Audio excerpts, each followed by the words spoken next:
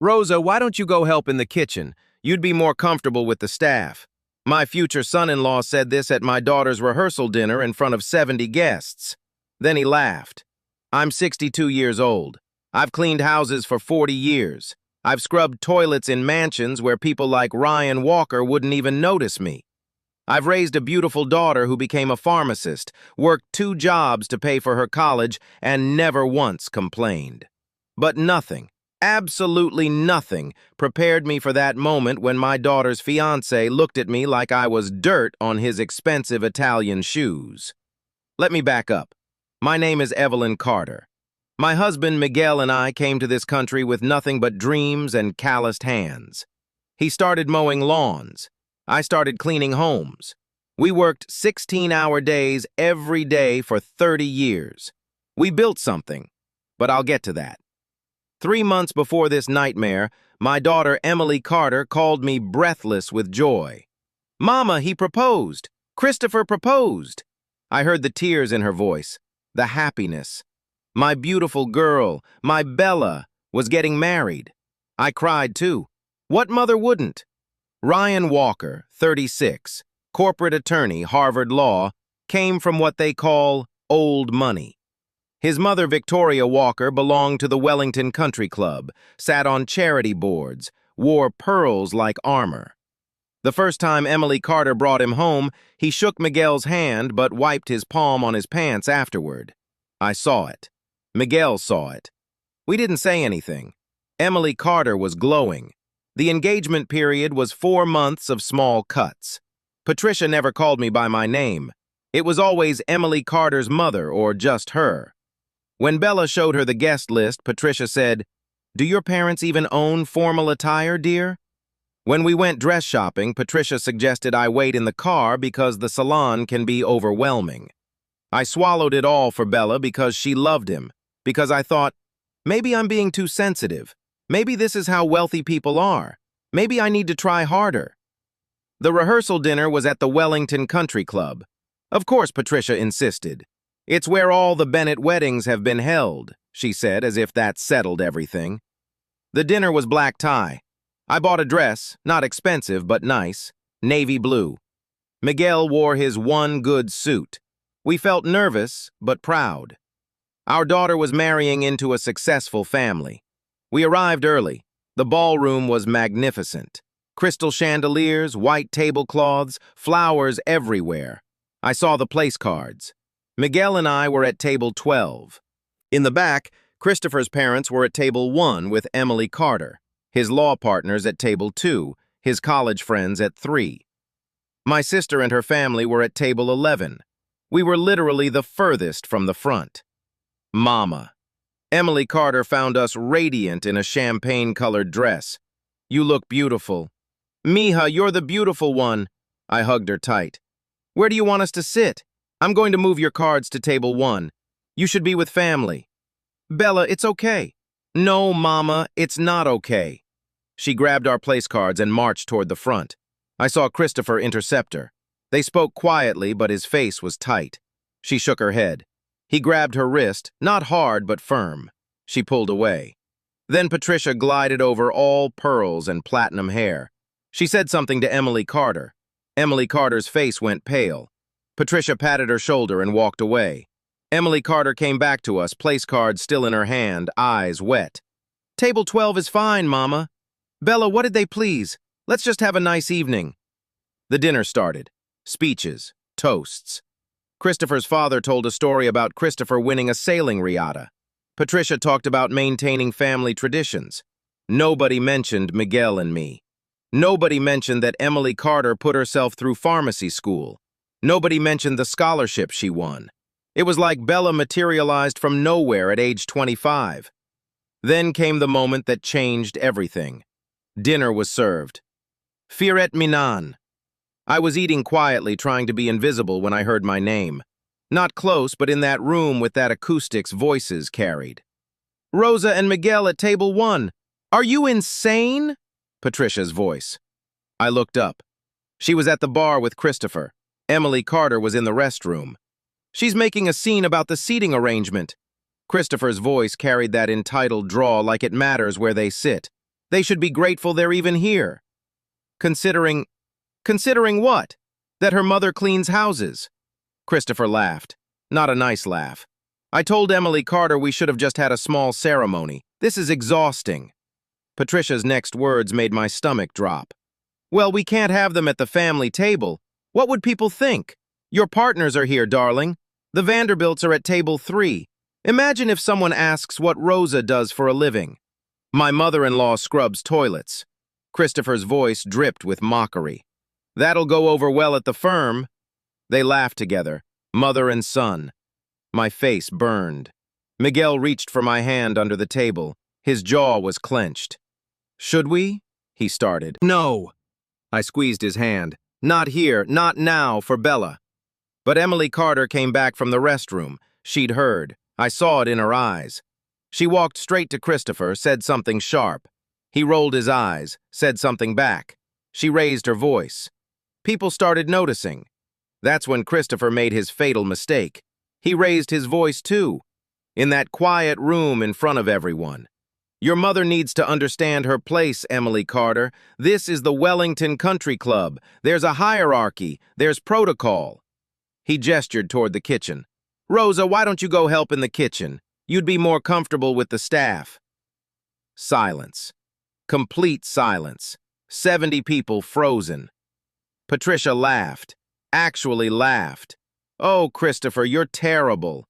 But she was smiling, agreeing. I felt Miguel stand up, felt Emily Carter's face go white, then red, then white again. Felt the weight of 70 pairs of eyes on me. I'm 62. I've been dismissed, ignored, looked through, but never, ever like this. Never in front of my daughter, never at what should have been a celebration of her happiness. I stood up slowly, carefully. I folded my napkin. I looked at Ryan Walker with his perfect hair and his Harvard ring and his contempt. No, I said quietly. Excuse me. He actually looked confused. No, louder. Now, I won't go to the kitchen. I'm not staff here, Christopher. I'm your fiancé's mother. I'm a guest. I was invited. Well, technically, you were included because Mama.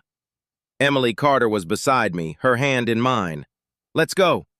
Emily Carter, don't be ridiculous. Patricia stood up. Your mother is making a scene. Christopher was joking. He wasn't joking. Emily Carter's voice shook. I heard you both at the bar. I heard every word. Christopher's face went pale. Bella, we were just... You called my mother a toilet scrubber. Emily Carter's voice carried now. Everyone heard. You said you were embarrassed of her, of him. She looked at Miguel. Of my parents who worked themselves to the bone so I could have opportunities you took for granted. Emily Carter, lower your voice, Patricia hissed. No! Emily Carter pulled her engagement ring off, the 3-carat diamond Christopher had proposed with. I won't lower my voice. I won't sit quietly while you humiliate my family. I won't marry someone who thinks my mother isn't good enough to sit at the same table as him.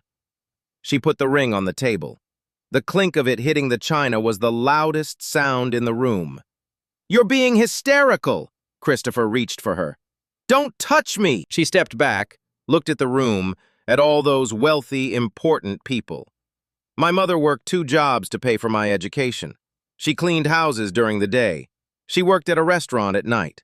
My father mowed lawns in 100-degree heat.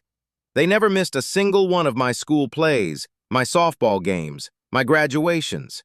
They loved me when I had nothing to offer but myself. Her voice broke. That's more than you've ever done, Christopher. You love what I represent, a smart, acceptable wife for your career. You don't love me. Emily Carter, you're throwing away nothing. She grabbed my hand, then Miguel's. I'm throwing away nothing. Come on, Mama. Papa, we're leaving. We walked out, heads high together. Behind us, chaos erupted. Patricia's outraged voice, Christopher shouting. But we kept walking. In the parking lot, Emily Carter collapsed against our car, sobbing. I'm so sorry, Mama. Mia, no! I held her. I should have stopped this months ago. I should have defended you. I saw how they treated you and I wanted it to work. I wanted to believe he loved me enough to be—" She couldn't finish. "You did defend us." Miguel pulled her close. "Tonight, when it mattered, you defended us." We took her home to our small house in the suburbs, the one we'd owned for 30 years, paid off. She slept in her childhood bedroom while Miguel and I sat at the kitchen table drinking coffee at midnight. She made the right choice. Miguel said, "I know, but my heart ached for her, for the future she'd imagined." The next morning, Christopher called 23 times. Emily Carter ignored him. Then Patricia called. I answered. "This is your fault." Patricia's voice was ice. "You raised her to be ungrateful, to not understand opportunity when it's handed to her." "She understands plenty," I said calmly. "She understands respect, which your son doesn't. Christopher can have any woman he wants. Emily Carter should be begging." "She's not begging anyone. She has self-respect. I made sure of that." "Self-respect?" Patricia laughed. "Is that what you call throwing away a Bennett? Do you have any idea what our family a chair?" "Yes, Patricia, I know exactly what your family is." I hung up. Over the next week, Christopher tried everything. Flowers, letters. He showed up at the pharmacy where Emily Carter worked. She had security remove him. He threatened to sue her for the cost of the wedding. She told him to go ahead. Then his lawyer called. Not his personal lawyer, his boss at the firm, Miss Martinez. "This is Robert Chen from Harper Steele and Associates. I represent Ryan Walker. He's asked me to." "I'm not interested," Emily Carter said. "Please hear me out. Mr. Bennett is willing to offer a settlement. If you'll agree to not discuss the events of the rehearsal dinner publicly, he'll forego any claims about wedding expenses. We understand you recorded part of the evening on your phone." I recorded his mother at the bar saying my mother should be grateful to even be there. "Yes." Silence. "Then, Miss Martinez, perhaps we can meet." "No." She hung up. That's when things got interesting. 2 weeks after the rehearsal dinner, Emily Carter came to our house. She looked determined. "Mama, I need to ask you something." "Of course, mija." "Your cleaning business. The one you started 30 years ago. Rose's cleaning service." "Yes. It's bigger than I thought, isn't it?" I looked at Miguel. We'd kept it quiet. Didn't want to make a big deal. Didn't want Emily Carter to feel like we were hiding things. But we also didn't want her to feel obligated to us. We wanted her to succeed on her own merit. "How much bigger?" Emily Carter asked. "Sit down, mija. I made coffee." Then I told her. I started Rose's cleaning service in 1985. One woman, one bucket, one dream. I cleaned houses for 20 years. Good houses, rich houses. I was reliable, thorough, honest. Word spread.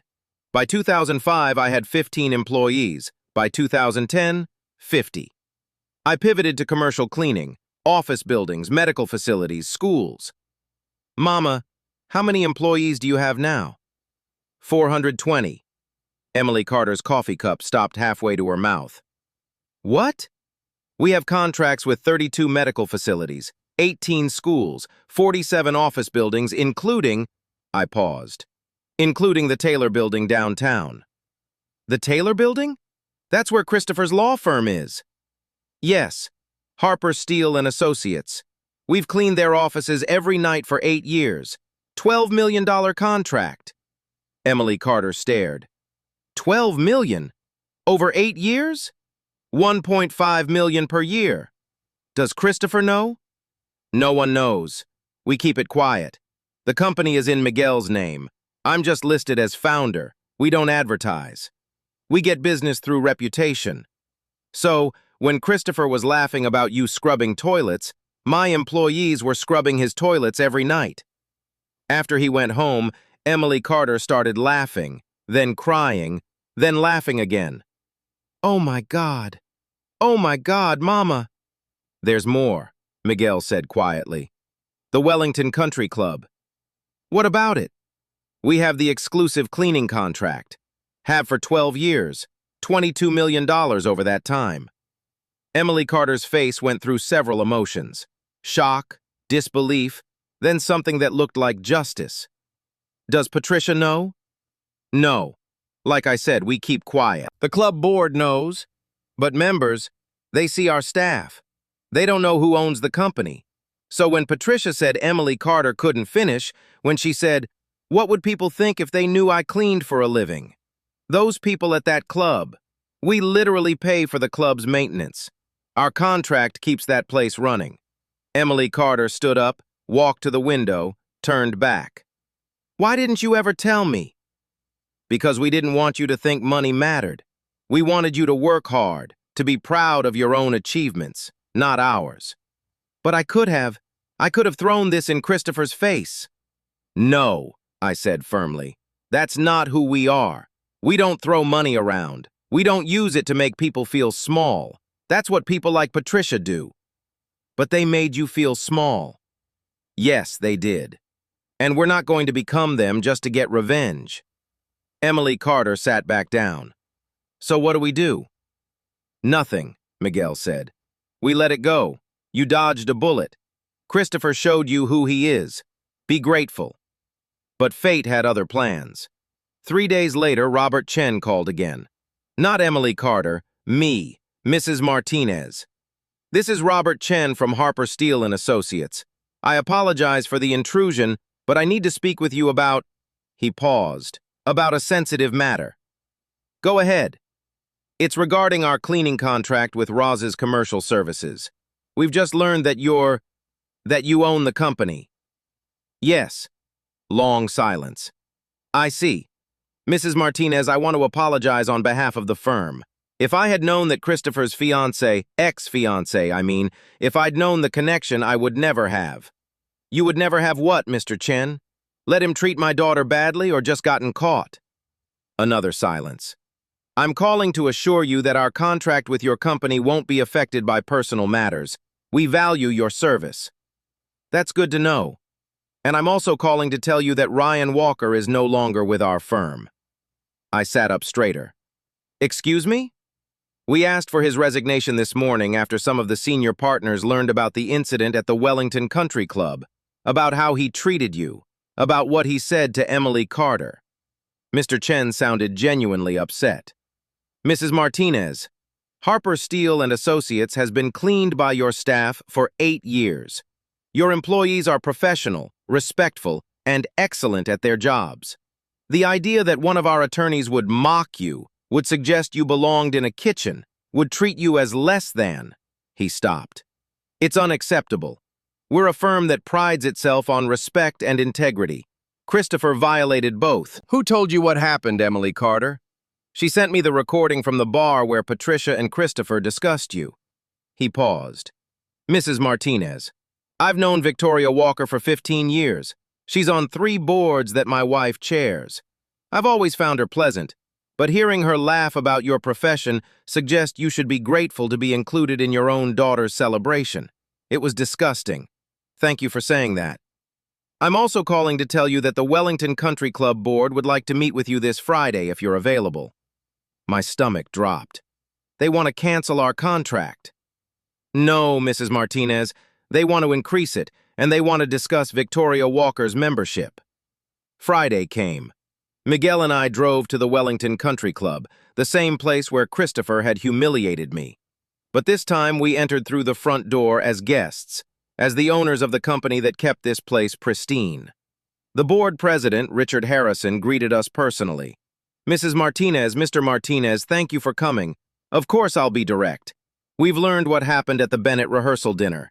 Several members reported it. We've also reviewed the security footage. What Mr. Bennett said to you was unacceptable. What Mrs. Bennett found amusing was unacceptable. I appreciate. We're revoking Mrs. Bennett's membership." I blinked. "What?" "We're a private club, Mrs. Martinez. We have standards. One of those standards is treating everyone with respect, staff, members, guests. Mrs. Bennett violated that standard." He looked uncomfortable. "We've also learned that you own Roz's Commercial Services, that you're not just any guest, you're one of our most important partners. The fact that a member mocked you in our club during an event you were attending as a guest, it's unacceptable. Mr. Whitmore, I don't want Victoria Walker punished. Because this isn't about revenge, Mrs. Martinez. This is about who we are as an institution. We can't allow members to treat service professionals or anyone with contempt. If we allow it for you, we allow it for everyone. Miguel squeezed my hand. Additionally, Mr. Whitmore continued, we'd like to increase your contract $25 million over the next 10 years, and we'd like to feature Rose's commercial services in our member magazine. Your story, how you built this company. We think our members should know who ensures their club is maintained to the highest standards. I couldn't speak. Miguel answered for me. We accept. Thank you. 2 months later, Emily Carter went on her first date with Ethan Parker, a pediatrician. They met at the pharmacy. He came in with his nephew, who had a prescription question. Emily Carter helped him. He asked for her number. On their first date, he picked her up at our house, shook Miguel's hand, hugged me, asked about my work. When I said I owned a cleaning company, he said, "That's amazing, building a business from nothing. That takes incredible strength." 6 months later, they were engaged. Small ceremony, our backyard. His parents flew in from California. His mother, a retired teacher, helped me make empanadas. His father, a postal worker, and Miguel spent the afternoon talking about gardening. No country clubs, no rehearsal dinners, just family, just love, just respect. I'm 62 years old. I've cleaned houses for 40 years. I built a business worth $50 million. But none of that matters as much as this. I raised a daughter who knows her worth, who won't settle for being treated as less than, who chose dignity over diamonds. Ryan Walker. Last I heard, he's working at a smaller firm. Patricia. She joined a different country club, one that doesn't use Rose's commercial services. And me? I still clean houses sometimes, private clients, people who've been with me from the beginning, because that work made me who I am. I'm not ashamed of it. I never was. But I'll never forget Christopher's face when he told me to go to the kitchen. When he laughed, when he thought my work made me less than him. Because the truth is this, I wasn't less than him. I was better. I always was. And deep down, I think he knew it. That's why he laughed so. Thank you for taking the time to listen to today's story. I truly appreciate your comments, feedback, and thoughts. Don't forget to like, share, and subscribe to support the channel. See you again in the next stories.